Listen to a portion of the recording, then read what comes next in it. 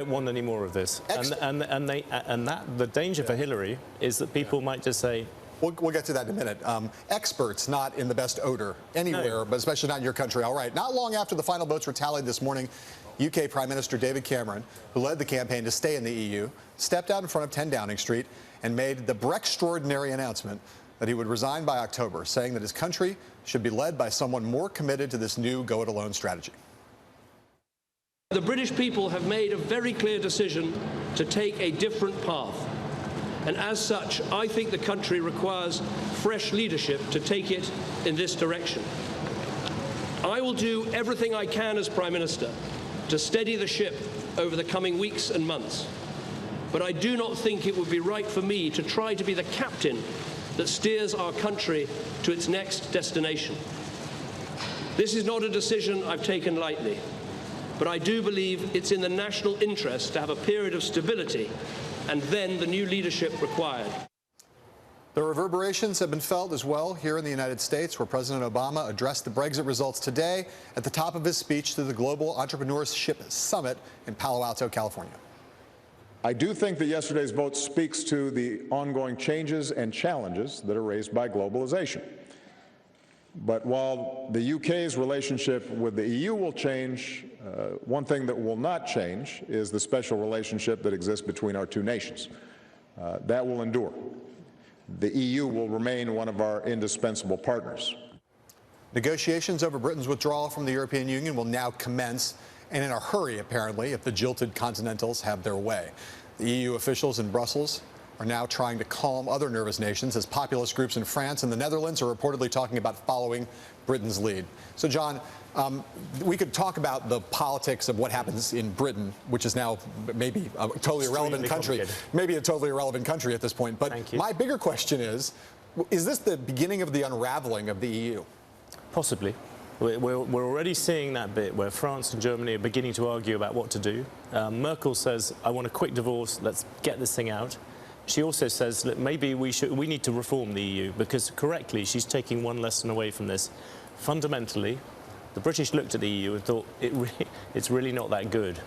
And that is part of it. And she wants to push through reforms. François Hollande has never done any reform. The other day I saw a European leader who said it's impossible to convince François Hollande to do anything that isn't good for the Socialist Party in the next 2 weeks. Right. That's a very short agenda. I just, you know, if France, if Le Pen, if France were to withdraw from the EU, if the Netherlands were to withdraw from the EU, what would be left of the EU at that point? That would be, I mean, obviously there would still be an EU. Well, it's more that next weekend you've got the Spanish elections. Right. You've then got Le Pen is rising, saying, look, she wants to have a referendum. You've got the Netherlands, you've got people making noises there. It's a difficulty. In the end, you come back to this fundamental thing. Germany would like still to have a strong economic union, and it could do that around the north if it wanted. But then at some point it faces this huge problem about what to do about France, because Germany can't have peace in its mind without France. Right, and then there is the British question, right? Boris Johnson, obviously someone who's going to be in one of the main leading contenders to succeed Cameron. The woman whose name I'm going to forget now, who's the British Home Secretary, right, Theresa May, who it seems like she will be a strong contender. It seems to me like Corbyn's probably got to go too, right? I know that there's been a call for a no confidence vote in Corbyn in the Labour Party. Corbyn was a spectacular underperformer in this, either out of lack of will or just the inability to be able to persuade these things, because what happened in this election was those northern towns, those northern heartlands, industrial towns. Formerly Labour heartlands. They voted overwhelmingly to leave, and nobody from Labour went and told people, look, if you vote for this, your jobs may go. Nobody managed to make that case. It just didn't get through, and UKIP seems to have a better line into those people, the United Kingdom Independence Party, than Corbyn. I'm looking forward to talking about the economic questions a little later in the show with our friend Clive Crook, but let's finish up here. Donald J. Trump, bringing this a little closer to home. Our billionaire Republican presumptive nominee just so happened to be in the United Kingdom today. It wasn't a political trip by any means. He was checking on his Turnberry golf course in Scotland. At a press conference this morning, after Trump spent some time describing, quote, the greatest par 3 anywhere in the world, end quote, the presumptive Republican nominee reacted to the Brexit news, comparing its backers to some of his own supporters in America and shrugging off concerns about what the move would mean for the world's currency markets. I really do see a parallel between what's happening in the United States and what's happening here. People want to see borders. They don't necessarily want people pouring into their country that they don't know who they are and where they come from. They have no idea. I love to see people take their country back. And that's really what's happening in the United States, and I think you see that. And that's what's happening in many other places in the world. They're tired of it. They want to take their countries back. If the pound goes down, they're going to do more business. You know, when the pound goes down, more people are coming to Turnberry, frankly. And the pound has gone down. And let's see what the impact of that has. Hillary Clinton, who had urged the British to remain in the EU, put out a statement calling this a time for calm, Brexperienced leadership. And in a conference call with reporters this afternoon, Clinton's aides took aim at their Republican opponent, saying that Trump was self-congratulatory, flippant about economic turmoil, and in the words of Clinton's senior policy advisor Jake Sullivan, quote, a reckless and erratic egomaniac who could drive us off a cliff, end quote. And pundits were quick to jump on the American political implications of the impending Brexit. This is another reminder of, I think, the potency of the Trump message. I think this is a very, very ominous sign for the Democrats in the United States. It's a cautionary tale for the Clinton campaign. It means that fear works. If this worked in England, it might very well work for Donald Trump in this country. What's different about today is the flow through between that Britain first impulse and Trump's America first slogan. He shows up in Scotland with a Make America Great Again hat on him, right, while at the same time, those who wanted to leave the European Union, their slogan was "Take back our country." I mean, there are clear parallels there, Chris. Hundo P. All right, so John, you are a British person, but you've spent a lot of time in this country and know like a middling amount about it at least. Oh, thank you. So my question for you is, what do you think? What do you think should Americans? What are the lessons that Americans who are looking at the presidential race? What lessons could they draw from what happened in Brexit and how they apply to what we're about to see over the next few months here? First lesson: you should never be John Heileman's editor twice. But the second one is actually the Britons sat there. You wake up and you suddenly discover you've done this thing which only Donald Trump and Vladimir Putin approve of. From an American perspective, actually, you look at this, and it is along those lines, the same sort of, exactly as the people were saying, the same kind of, I don't want to trust experts, I'm not going to take these warnings, I just want to send a message to politicians that I'm angry with, and I want a cipher to do it, I want a way to do it. Right. And that is, in some ways, the most worrying thing about it. The parallels are striking in a lot of ways. You know, Make America Great Again could have been effectively the slogan of Take Our Country Back. Stronger Together, Hillary Clinton's slogan, basically was the Remain slogan. It seems to me that Hillary Clinton's got a couple of things to think about here. There's no doubt, like on the demographics, working class, non-college educated, white, older. Those people were the ones who were for leaving. Go to Pennsylvania, go to Sunderland. Right. They're the same type of things. Those are the people who are in the Trump coalition. There's a lot of similarities. Hillary Clinton's got two issues to deal with. One is there's actually could be serious economic repercussions here, and a bad economy is good for Donald Trump, a good economy is good for Hillary Clinton. She's going to have to deal with just that as a fact on the ground. The other thing is that the Remain forces in Britain, basically, as you said on the show the other day, they played the fear card. That's all they said was fear of the unknown. Don't try this. You don't want to take this leap in the dark. And voters said, yeah, we do. We want to take this leap in the dark. Hillary Clinton has been playing the fear card against Trump so far. She's going to have to do more than that if she's going to win. Not just demonize Trump, but also paint some kind of a positive vision of where she wants to take the country, because that's what the Remain people did not do in Britain. That's exactly right. I think the Remain, Cameron sort of failed on that thing. He never got that inspirational vision about, you know, here's Britain. It's done amazingly well over the past 40 years. This is a cosmopolitan, looking out Britain. Immigration, the single thing that really killed them. One of the reasons why the British economy has done so well is it's attracted people in from everywhere. That's the same kind of argument that Hillary might make, but she isn't. Right. All right, coming up, what all of this EU uncertainty is doing to the financial markets. None of it's good here in the U.S. and overseas. And we'll talk about Britain's or Europe's political Brexistential crisis right after these words from our sponsors.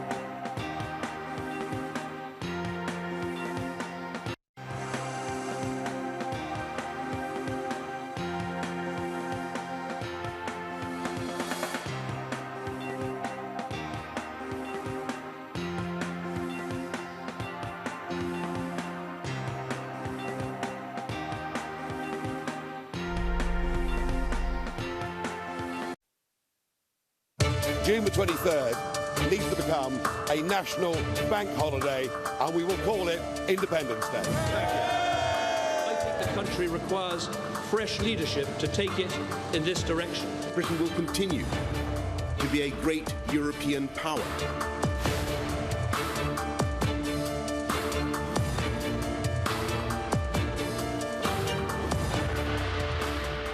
In the immediate wake of the UK's vote to leave the EU, stocks in London and across Europe plunged. Here in the U.S., things weren't much prettier. Joining us now for a Brexclusive interview about the financial markets is Vonnie Quinn, anchor at Bloomberg Markets. So, Vonnie, I told you there were only two things I really want to know. How bad was it today? Let's start with that. Well, I think it was worse because of how good it was yesterday. People left yesterday with a Remain trade on. They left with high hopes. And suddenly, at around 7 o'clock, when the first polls started to come in, it was a bit of an oh dear trade that started. And by 11, 12 o'clock, when the major areas started reporting, Sunderland and then on to the major big cities, it became really almost like a stone. Expletive trade. Yeah, it was the pound literally dropped 18 big figures. It was the swings that we saw overnight. Traders were up for 30 hours straight. Right. And this was, I think, what, the worst day in European markets since like 2008, is that right? Well, yeah, I mean, there's all sorts of comparisons. For the pound, it was the worst day since 1985, let's put it that way. There was a swing of 18 big figures, but... Bad for Micklethwaite. Bad for Micklethwaite, if he's going there, yeah. That said, the swing was between, $1.49 and $1.36, but we were at $1.36 not that long ago when it comes to the British pound, so it's not like this is an event for the ages. However, it could be. Next week, we could see more. The volatility index is up to 25. You saw stock indexes on mainland Europe drop 8% for France, 6% for Germany. Not as bad for the FTSE 100, but banks, which are really, I think, the barometer of this whole affair, were down about 10%. So just put me in the mind of someone who is in the financial markets as we head into Monday. I'll put you in the mind of a few. Right, you're thinking about the weekend's going by. There's probably no major news is going to occur. People are still going to be absorbing what happened last night. What happens on Monday? How do the markets begin, and what's the mindset, what's the psychology of the markets? I think people begin to look for opportunity. I was speaking with Laszlo Barini, who's been in this market for decades, who's made and lost a phenomenal amount of money on several days. Just literally speaking to him after the market closed today, and he said he's disappointed, but people just didn't know how strongly people felt in the likes of Manchester and Liverpool. So it was a disappointment, but it was no worse than 2010 when there was a China crisis, and much less worse so far than the Asia crisis. So he actually sold some stocks this morning and bought some this afternoon. If you're talking about Bill Gross, a bond fund manager, the Uber bond trader of Newport Beach, if you like, he called it a storming of the gates of finance by the populace. But even he said that the lows are probably in yields that were close to 1.25%. Don't you think it's going to, at some point, it's going to keep going down? The currency, all these, once the British begin, once you look at the problem of the British economy without people wanting to invest there. Absolutely. Well, I mean, we're not talking, this is the short term. The intermediate term, it's all about trade deals and how fast they can get done, which is probably not fast at all, because you know how difficult it is to negotiate a trade deal. Pound-wise, some of the best currency strategists say another 15 or 20% devaluation is very likely. And, for other countries, emerging market countries, we're probably going to see more intervention. We saw 2 central bank interventions today. All right, Vonnie, you're really great and also really scary, kind of terrifying. But I'll say thank you anyway. Up next, more from Donald Trump's golf course press conference in Scotland today, and later Mark Halpern and my conversation with Daily Show host Trevor Noah about the state of the American political system. We'll be right back.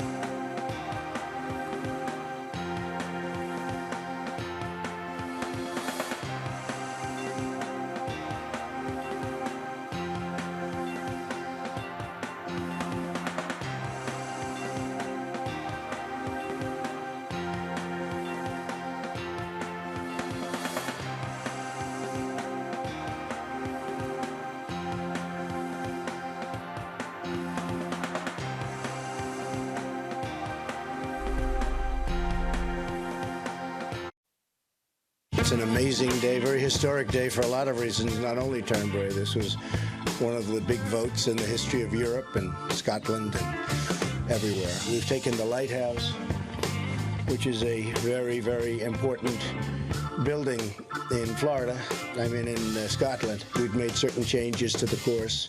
In addition to that, we fully renovated the course, brand new sprinkler system, the highest level. That was Donald J. Trump, billionaire, at his golf course press conference today in Turnberry, Scotland. Joining us now for some straight talk Brexpress from those seaside fairways, NBC correspondent on the Trump beat and maybe aspiring Golf Channel reporter, Katie Tur. Katie, my question for you is, I think for a lot of people who watched that press conference this morning, it seemed a little surreal in the way that Trump went about it, which is to say not addressing the Brexit vote until asked, as opposed to taking the opportunity to start with some kind of statesman-like filigree. Just give me a sense of what it was like to be there and whether it struck you as surprising on the ground as it did for us over here.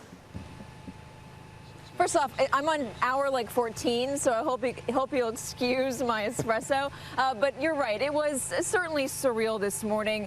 Trump flying into Scotland, landing in political chaos, and talking about it very briefly to reporters when he landed. But when he came out for his more formal press conference, it was almost as if nothing in the world was wrong. Everything was hunky-dory. Donald Trump talking about his resort, and that's the reason why all of these reporters are here, talking about the sprinkler system that he renovated, talking about how they moved some of the holes on the golf course, the suites, as you played in a soundbite just a minute ago. And then when he opened it up to reporters, then he was asked about Brexit, and that's when he started actually acknowledging that there was a global potential crisis going on. Donald Trump even saying that the pound, if it gets devalued, that would be good, at least for him, because more tourists would come overseas to this golf course here in Turnberry. He praised, as you know, the voters for taking back their country. It's the same central message that he's been hitting on the campaign trail, immigration, trade, and a sense of nationalism. So the campaign is, despite the very surreal press conference, the campaign is seeing this vote here in the UK as a potential sign that they are tapping into this anti-globalization wave that they can capitalize on in the States. Katie, the Clinton campaign immediately trashed Trump, attacked him for the comments that he made about benefiting in some way from the fall in the pound, and sort of said this is typical Donald Trump. All he cares about is himself, his own bottom line. This is another example of why he's not suited to be president of the United States. Does Trump care about that kind of criticism? It does not seem that he does. I asked him at this press conference why we were here, number one, and whether he agrees with the accusations that this is one big brand tour, or rather than a campaign for public service, or if it's in some way both. Guys, this is the 9th Trump property that he's taken reporters to in this past year. There's Trump Tower, there's Mar-a-Lago, the Westchester Golf Course, the D.C. Hotel, Jupiter, Doral, here in Turnberry, the Virginia Winery, I almost forgot about that one.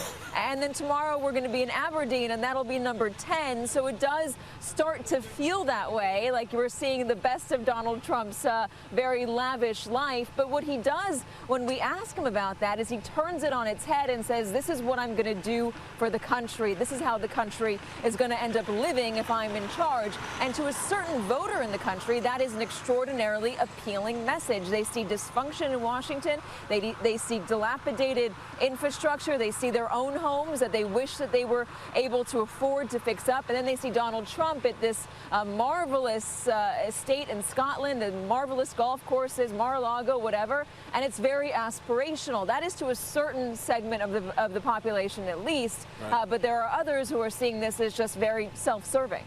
Casey, John Micklethwaite, tell me about the response of the Scots and the British to this, because it must have been completely bizarre. He seemed to appear like some creature from near outer space with the white hat. You know, what was interesting is, and we were remarking that maybe Donald Trump would call on the American reporters more, the ones that he doesn't call on so much, me included, because the British reporters are bound to be much more brutal. Of course, the British press, as you know, no holds barred. So he only called on a few of them, but when he did, there were certainly biting questions. There were snickers among the Scottish and British reporters when a reporter asked him to actually point out the council members that showed up to this event. He couldn't do that. As you know, the SNP didn't show up today. Alex Salmond, the MP in Scotland as well, did not show up. Some major players in local politics out here were not here for Donald Trump's speech, and he is not a very popular figure here or in the UK. But the reality is his message, this anti-globalization message, this anti-immigration message, is something that is playing here. All right, Katie Tur, popular everywhere, America and abroad. Thank you for being on the show. Coming up, our exciting interview about the global economics of this situation with Bloomberg View columnist Clive Crook. We'll be right back with that.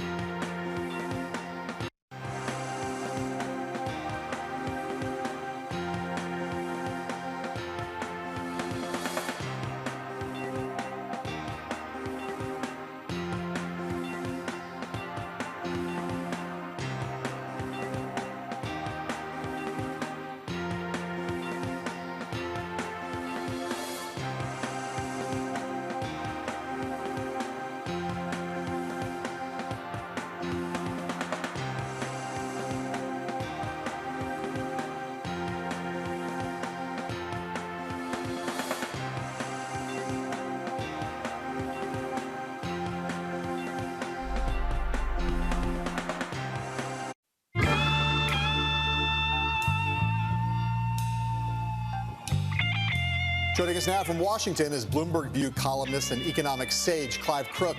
Clive, I've been trying to explain to people all day long that what little I know about economics, what little I know about the European Union, and about the economic case for the European Union when it first got going, I learned from you 25 years ago. Explain to me how bad this is in terms of just the level of catastrophe and potential economic consequences. How bad is this? How worried should we be? Pretty worried, I think. Potentially, it really is a catastrophe. I think the thing to emphasize is that there's a wide range of possible outcomes here. I mean, the turmoil we're seeing today in the markets is due to the fact this thing came as such a shock, right? None of this was priced in to the markets, which actually I think is a little bit odd that it came as such a shock. But once that subsided, once people have got their minds around this process that's now beginning, there are lots of things to worry about. There are lots of ways it can go wrong. You know, if this contagion, this anti-EU contagion, spreads to the rest of the European Union, and it begins to look as if other countries may entertain the possibility of exit, then I think Europe is in big trouble. Britain is certainly in big trouble already because it needs a lot of inward investment to finance its current account deficit. That's now in jeopardy because of uncertainty about the future trading regime with the EU. So you've got Britain in trouble, there's a risk in Europe, and it could spread. I mean, you know, financial distress has a terrible habit of spreading. So I think potentially there's a big risk here, and, you know, we should be worried. There are things that can be done to mitigate the risk, but, you know, bad things could happen. Clive, which of the countries are you most worried about in terms of Europe at the moment? Well, I think, you know, we've got an election in Spain this weekend. That's a first worry. How is this shock going to factor into Spain's election? Will, you know, a government emerge from that election that's actually capable of running the country? And then looking a little further ahead, and this I think is really what people in Europe will be most worried about, is the Italian politics. They have a constitutional referendum coming up later this year. The anti-EU party in Italy was exultant over this result in Britain. And then you've got France. At the moment, according to recent polling, believe it or not, the EU is less popular in France than it is in Britain. So, there's a lot here that can go wrong. This is really quite a shock to the European system. So, Clive, you're going to have an attempt now to have a UK leadership election in the Tory party. We might see Jeremy Corbyn have to go, and we might have two new heads of the two major British parties who are now going to have to, in a state of great political flux, also try to put the economy of Britain back together in some way, right? Yeah. In terms of all kinds of trade treaties, all kinds of deals, agreements, all of that's going to be now thrown up for grabs. Just to describe the scale of the challenge, whoever it is, whether it's Boris Johnson or someone else who ends up running the Tory party, whoever ends up running the Labour Party, how big is the economic challenge in terms of trying to get Britain to suddenly start being a non-EU member and also be prosperous? Yeah, it's huge. I mean, Britain has been in this system for nearly 45 years. It's woven all through the British legal system, the British economy. Of course, that's been part of the complaints from the Leave people, that Britain now is too entangled with Europe. But the fact is that it is, immensely bound up with the European system. All that has to be unraveled. But it isn't just a question of renegotiating a trade deal with Europe. That will be difficult. But Britain also has to renegotiate trade deals with all its other trading partners. At the moment, that work is outsourced to the EU. Where are these people going to be found? Where are the trade negotiators who can undertake this colossal task? And of course, it has to be done quickly. The longer this drags on, the greater the risk that the uncertainty is going to, agitate the markets, and there'll be some sort of unforeseen problem. So it's immense. And then, of course, John, as you say, we've got political turmoil in Britain as well. We'll need a new prime minister. The Labour Party leadership is in question because Corbyn backed Remain. There may be a new referendum in Scotland on Scottish independence. There's a possible problem with Ireland over the border with Northern Ireland, because at the moment as EU members, people move freely back and forth across that border. That might change. That's got to be negotiated. That's got to be looked at. All these things have to be done simultaneously. So there's like a colossal workload involved, but they have to be done while the country is in this state of, semi-paralysis politically. I mean, you couldn't ask for a more dangerous situation. Clive, very quickly, if imagine Britain comes forward with a set of trade proposals. Donald Trump says they'll be at the front of the queue, even some nice noises from Barack Obama. Could you imagine a free trade deal with Britain getting through Congress at the moment? Well, that's a very interesting question. I hadn't even given that much thought. You may have to. My instant response is, yeah, I could see that happening. I mean, although the risks in everything we're discussing here are immense, I wouldn't want to understate them for a minute. There are some opportunities here, and that, I think, is one. That is something that the Brexit people will be keen to pursue, and it will be very interesting to see whether, the administration sticks with its line that Britain has to go to the back of the queue, back of the line in this process. I mean, if the US sees an interest in helping to stabilize this situation, it may feel that it's in US interest to bring that kind of negotiation forward. And I think, there's a good relationship between Britain and the US. I can imagine that getting some support in Congress, but we'll just have to see. All right, Clive Crook, another person who's come on the show and has basically been a delight to have on the show, but has also said things that really scare the bejesus out of me. So thank you very much for that, Clive. Next up, we'll have a Brexplainer on the political ramifications of the UK vote. We'll talk to Jonathan Friedland from The Guardian in just a moment.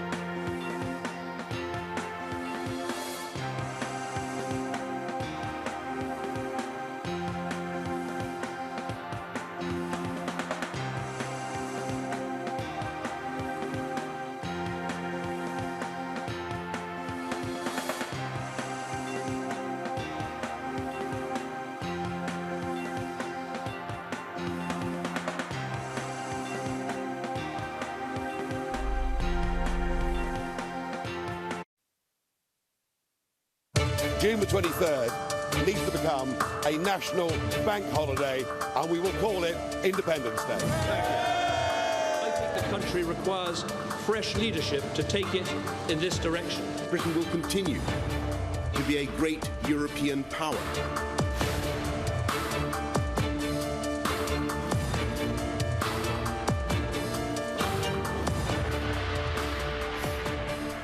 Our next guest is Jonathan Friedland. He's a journalist and columnist for The Guardian, and his latest piece is titled, quote, "We have woken up in a different country." He joins us now from the terrestrial land of London. Johnny, good to see you here. I'm here with John Micklethwaite. I want to ask you, we've just talked with Clive Crook about the economic implications of Brexit. I want to talk about the political implications, starting with where you're sitting. Who's the most likely next Prime Minister of Great Britain? I think it's Boris Johnson, without any doubt. He took a big gamble by heading up the Vote Leave effort. I think a lot of people were surprised because if you'd read what he'd written over the years and what he'd said, he would have been a natural Remainer.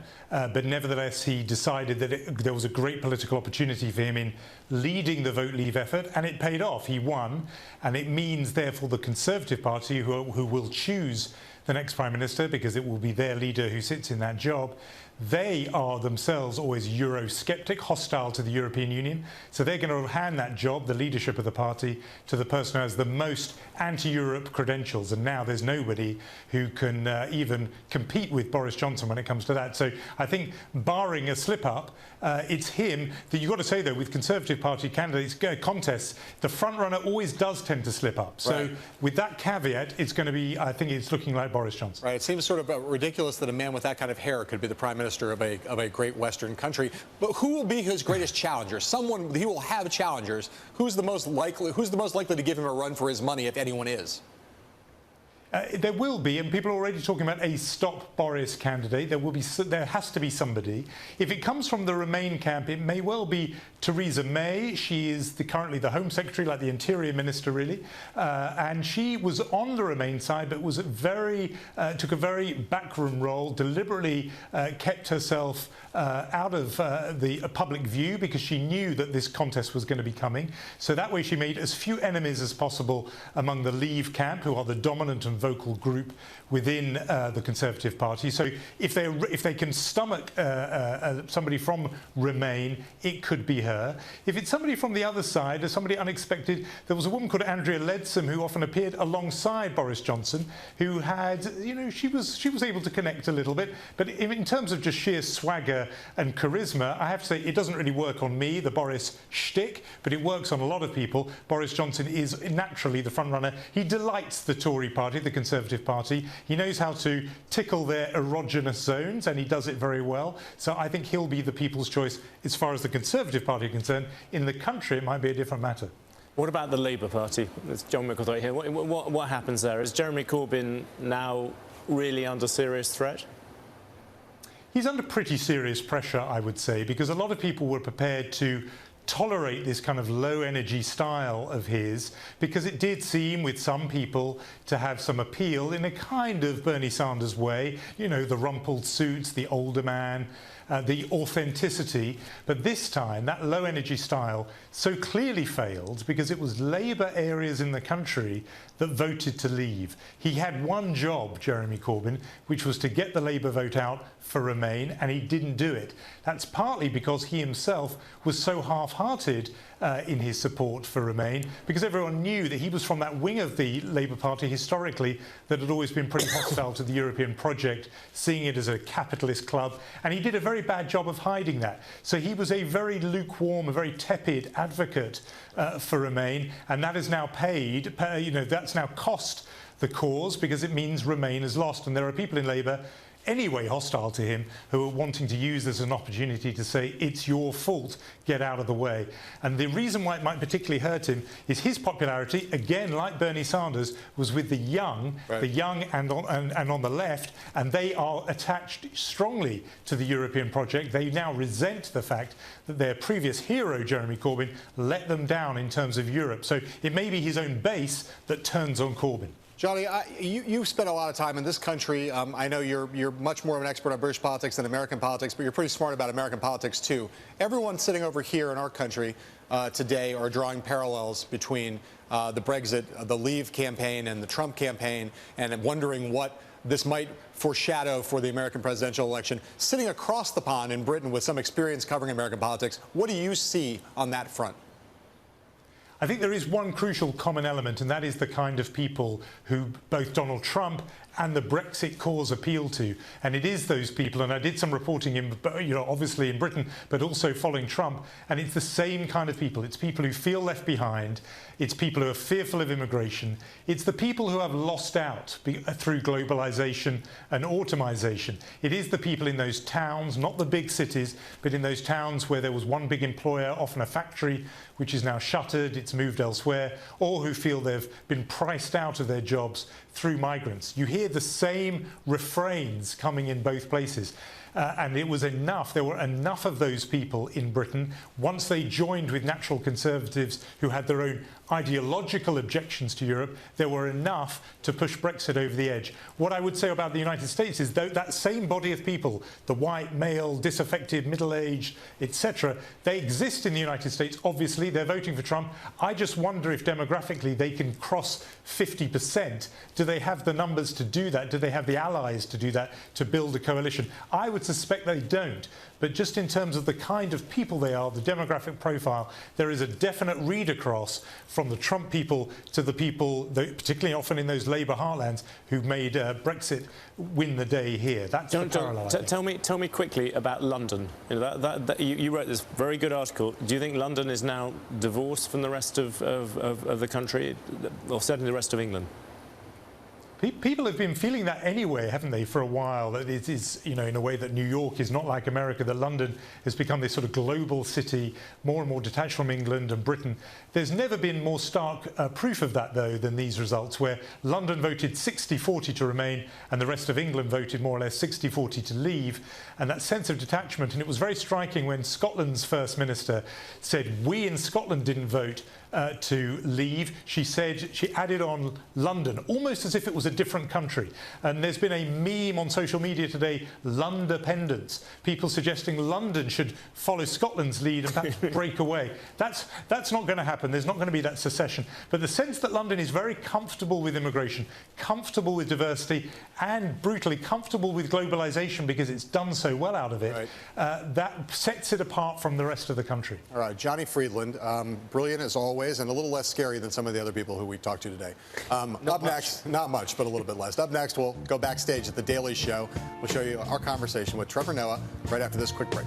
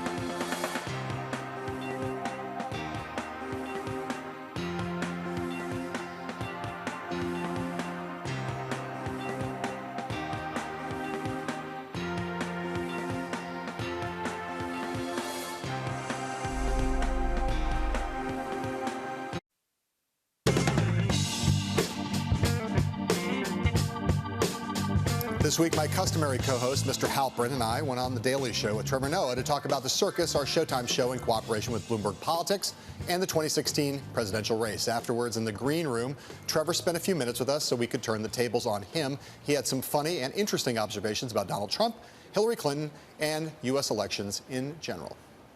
Put a mic on you. Please welcome Mark Catherine and John Allen. You'll be your first convention, right? It will be my first convention. Okay, you got to lock and load, but could be my last convention. You know what they say? Comedy is not pretty. We proved it once again. Sorry. No, I've never sat on this couch. It's your first time as a New Yorker. Yeah. So what have you learned that you didn't know before about being a New Yorker? Oh, what have I learned? I spent like my first 2 weeks apologizing to everyone who ran into me. You're not supposed to do that. Don't show vulnerability. That's actually seen as like being disrespectful or insulting to people. Right. But if I bump you and then you bump me, it's just the way that we get to connect as human beings. When you started doing the show, you were not like a political comedian per se, like an American. This was not your home. Well, I wasn't an American political. Well, that's what I mean. That's what I mean. This is not the American political scene was not like the subject matter of a lot of your comedy, right? Yeah. So, what do you think from the time you started doing this to now? What have you learned watching this particular presidential election unfold? It's ridiculous. It's a broken system. Like, that's honestly the truth. It's America, just like most pioneers in many fields, had the best system and the first real system, the first major constitution that was out there, but nothing has been evolved, nothing has been changed. Now you guys are running old software, and then people are wondering why it's all falling apart. The way the states are run, the way the electoral college is run, the way... I do not understand a system where the numbers do not count, like the votes do not count. It's given to the person. I mean, Donald Trump was a great example of that for me.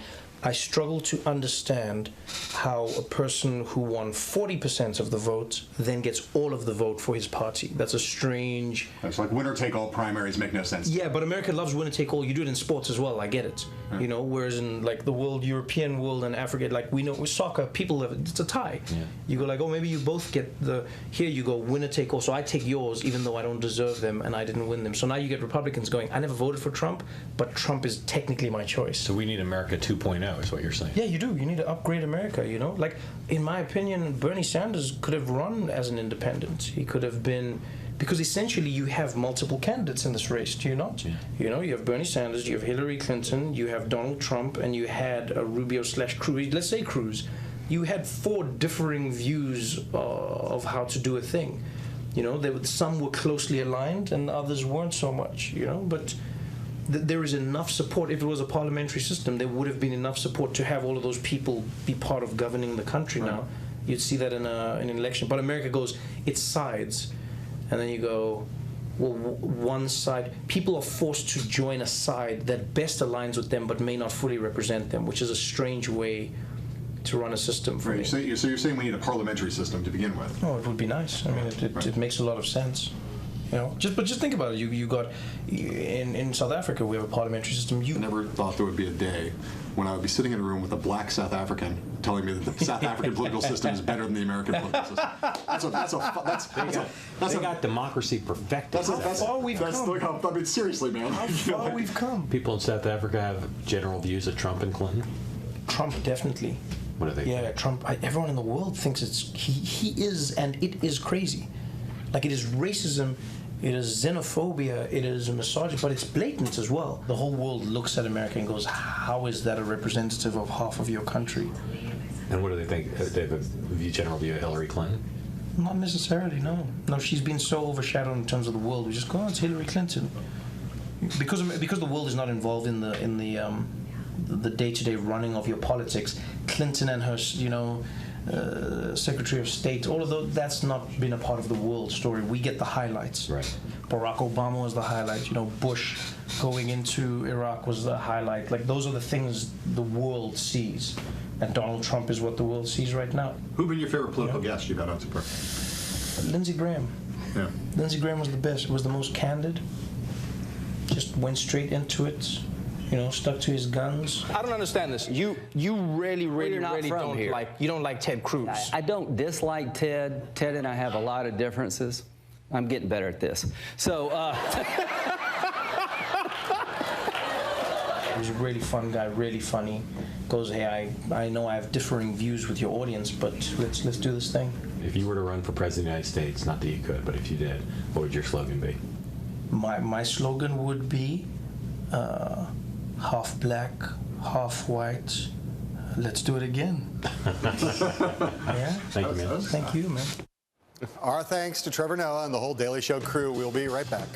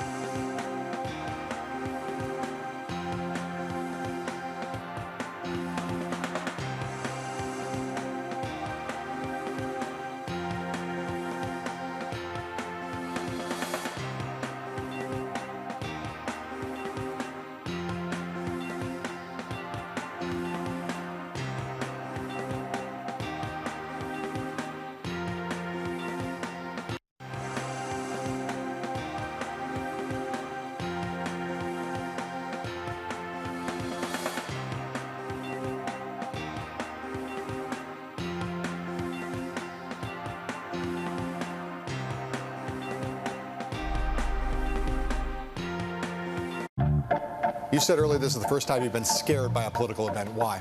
Because it was unexpected and because it may be the end of the Britain that you and I knew a long, long time ago, which was that cosmopolitan open one. We don't know. All right. Head to BloombergPolitics.com for all of our Brexit coverage, as well as stories from our reporters on the ground with Donald Trump in Scotland.